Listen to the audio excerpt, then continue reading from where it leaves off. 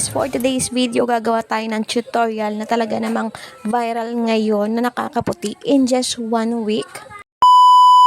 Bali yung una nating gagawin, kailangan meron kayong nakahandang kojic soap at kalamansi. At para nga mapaghalo natin itong dalawa, meron nga ako ditong nakahandang peeler at syempre yung lalagyan mamaya ng imimix natin. So yan, bali ito, kukuskusin ko na nga yung aking kojic soap. So guys, kung wala po kayong peeler, pwede rin kayong gumamit ng kutsilyo. Basta i-make sure nyo lang na kailangan pagdating dun sa mixture, pag pinaghalo nyo na yung dalawang yan, kailangan yung para na siyang lotion. Yung as in walang namumuong sabon.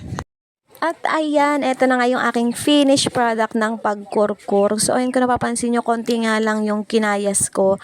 Dahil nga, sabi nga nila, pangit daw na nai-stack yung mixture ng kojic soap at kalamansi. At ang susunod ko naman nga gawin, hihiwain ko na tong kalamansi. At pagdating naman po sa dami ng ilalagay nyong kalamansi, nakadepende po yun sa inyo kung ilan yung ilalagay nyo.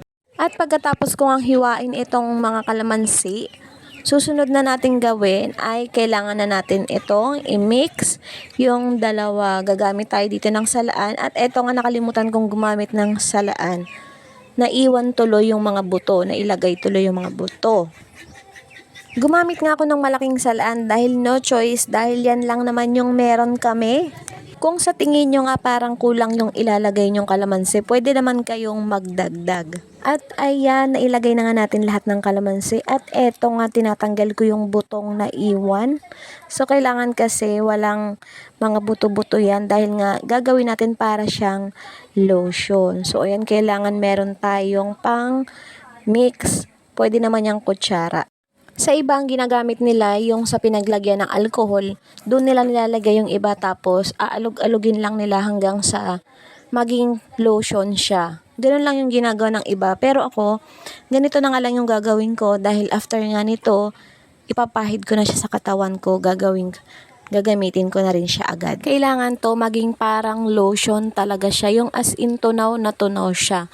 Kaya kailangan natin tong durugin ng durugin. At pansin ko nga na parang mas mabilis mag-mix sa ganito kapag dinudurog siya kesa yung nilalagay sa bottle tapos aalugin mo lang siya ng aalugin.